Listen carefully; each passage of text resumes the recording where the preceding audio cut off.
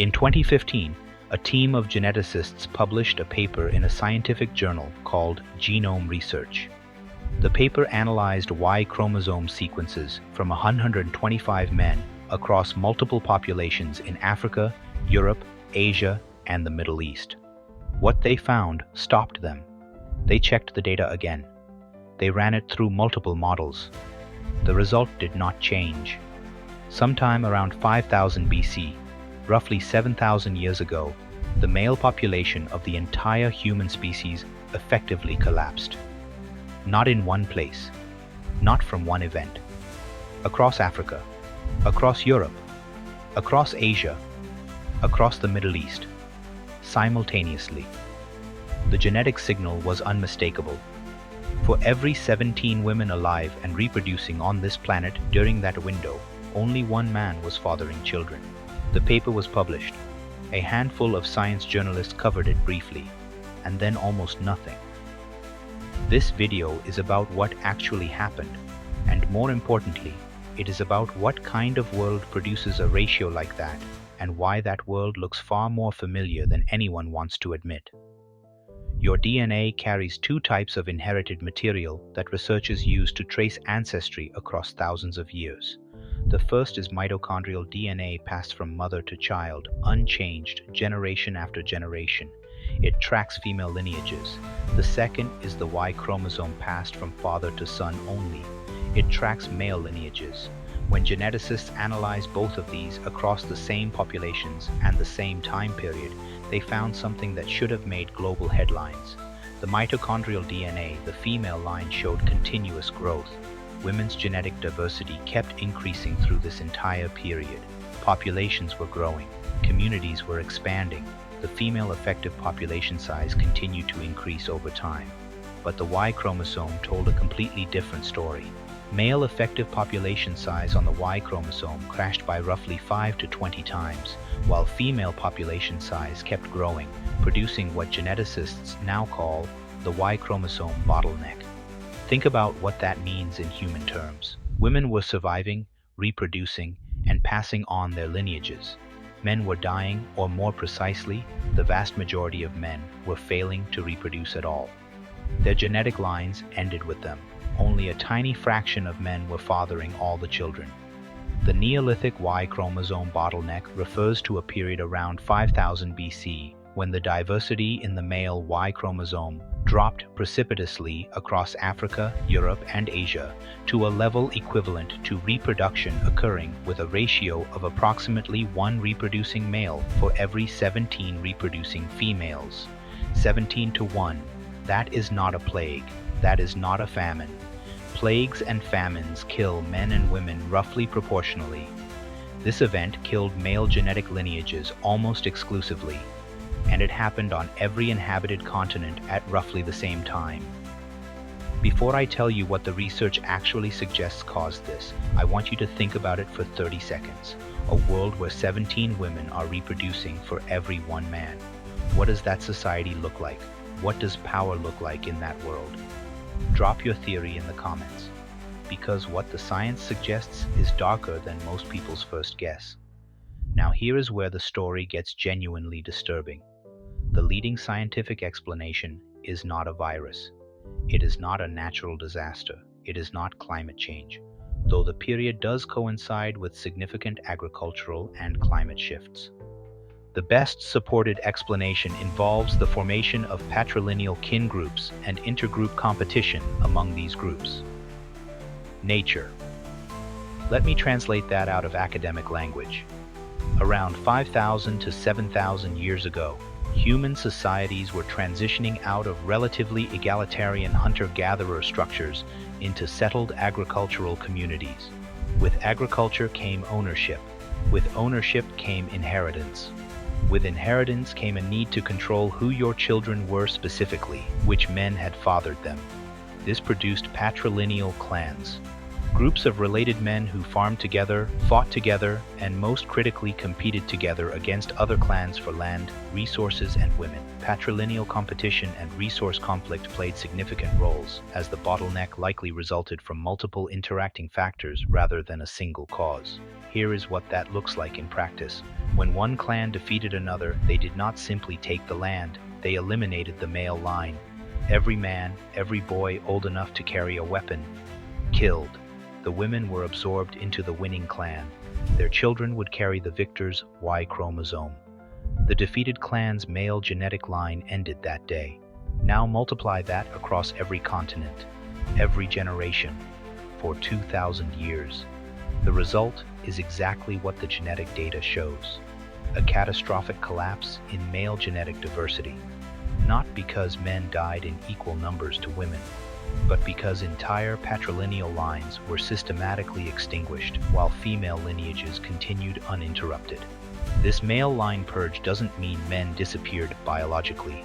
Autosomal ancestry is preserved, but it marks a sharp turning point in how male psychology, kinship, and power were wired into human history. The women survived, their DNA survived, but the men who fathered the next generation of humanity were not a broad cross-section of the male population. They were the winners of a 2,000-year elimination tournament.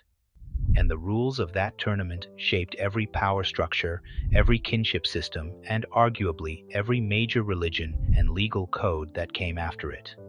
Here is a question that the research raises but does not fully answer. If entire male lineages were being wiped out while female lineages continued, who was making the decisions about which men survived? Drop your answer, because this is where the conspiratorial angle gets real. Now let me tell you the part that nobody covers. The 2015 paper was published in Genome Research. It was peer-reviewed. The data came from 125 Y chromosome sequences analyzed across populations on multiple continents. The results were further supported by a study on 26 human populations from the 1000 Genomes Project, which found evidence for a similar bottleneck of male effective population size. Multiple independent research teams, multiple data sets, multiple continents, same result. And then 3 years later in 2018, a second paper in Nature Communications confirmed the finding and proposed the patrilineal clan war hypothesis.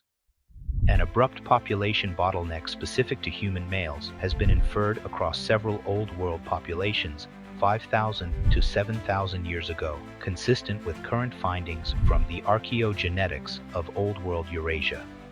Peer-reviewed, published in one of the most respected scientific journals on Earth. Now ask yourself a simple question. When was the last time you heard about this in school? In a documentary? In a mainstream history program? The discovery that 95% of the male population of the ancient world failed to reproduce, a finding confirmed by multiple independent genetic studies across 3 continents, received less mainstream media coverage than the average celebrity scandal. Why? I will give you the uncomfortable answer. Because the implications of this finding do not fit neatly into any approved narrative. If you accept what the data shows, that patrilineal clan warfare systematically eliminated entire male lineages across 2,000 years of human prehistory, then you have to ask what came out the other side of that process. What kind of men survived it? What values? What behavioral traits? What psychological dispositions were selected for during 2,000 years of kill or be killed clan competition? The answer is not flattering, and it is not ancient history. Pause. Think about what a society built on patrilineal clan competition actually looks like from the inside. It is not chaos. That is the important part. It is highly organized. The clans that won were not the most violent. In a random sense, they were the most disciplined, the most internally loyal, the most willing to subordinate individual men to the survival of the group's genetic line. Women in this world were not passive. This is where the research gets genuinely complex. The female genetic line was continuous, meaning women survived across clan wars. They were absorbed, traded, taken, but they also made choices. In a world where only one man in 17 was reproducing, the selection selection pressure on women to identify the winning clan and align with it was extraordinary. The Bronze Age mind was sculpted in a world where most men left no patrilineal descendants, and a minority of clan-aligned, violent, status-obsessed males dominated the Y tree. Read that again slowly. The men whose Y chromosome survived to become yours and mine were not a random sample of ancient humanity. They were the ones whose clans won, repeatedly, over 2,000 years. The ones whose behavioral traits, loyalty to the group, willingness to use violence, drive for status and resource accumulation, produced enough reproductive success to pass those traits forward. This is not speculation. This is what the genetic data implies when you follow it to its logical conclusion. And here is the part that should genuinely unsettle you. Those traits did not disappear when the clan wars ended. They became the foundation of every hierarchical system that followed. Every monarchy, every military, every religion with a male priesthood and rules about female reproduction. Every legal code that defined inheritance through the male line. Every cultural system that placed the woman's reproductive choices under the control of her father, then her husband, then the state. All of it traces back to the world that produced the Y chromosome model. Here is where I want your honest reaction. A. This is a disturbing but logical reading of what the science actually shows. B. This is too much of a leap from genetic data to social conclusion. Drop A or B, because what I'm about to tell you in the final section of this video makes the case that the leap is smaller than it looks. Here's the question that the scientific papers do not ask, but the data demands. If this event was so large, so global, so genetically significant that it left a permanent mark on the Y chromosomes of every living man on Earth, today why does it appear nowhere in recorded history? The answer is both simple and troubling. It predates written history. Almost all of it happened before 3000 BC, before cuneiform, before hieroglyphics, before any civilization we recognize as literate. The people living through the 2,000-year collapse of male genetic diversity had no way to write it down. But they remembered it in other ways. Flood myths appear in nearly every ancient culture independently. The Epic of Gilgamesh, the Hebrew Bible, Hindu texts, Greek mythology, Aztec oral history, indigenous Australian traditions. A near-universal story of catastrophic destruction followed by a small surviving remnant rebuilding civilization. Researchers have long debated whether flood myths reflect a shared memory of actual geological events: rising sea levels at the end of the last ice age, the flooding of the Black Sea Basin around 5600 BC. But consider the alternative reading. What if some of those stories are not about water? What if they are cultural memories of the period when most of humanity's male lineages were extinguished, when the world as people knew it effectively ended, and a small number of surviving men became the genetic ancestors of everyone who came after? A peaceful explanation involving ancient changes in social structures linked to global changes in subsistence systems may be sufficient to explain the reported decline in Y chromosome diversity. That is the sanitized academic version, the version that keeps it comfortable. The less comfortable version is that the world your male ancestors came from was not a noble primitive civilization living in harmony with nature. It was a 2,000-year killing field in which entire bloodlines were methodically erased, and the men who survived were specifically selected for the traits that made them effective at doing the erasing. That is your inheritance. That is mine. That is every man alive today. The 2015 paper is still there. The 2018 Nature Communications paper is still there. The data has not changed. Multiple independent research teams have confirmed the finding across multiple continents and multiple data sets. What has not happened is a serious mainstream conversation about what it means, about how a 2,000-year collapse of male genetic diversity shaped the psychology, the power structures, and the social systems that every civilization since has been built on. That conversation is not happening in textbooks. It is not happening in documentaries. It is barely happening in academic literature beyond the narrow field of population genetics. Ask yourself why. The Y chromosome carries one story. The mitochondrial DNA carries another.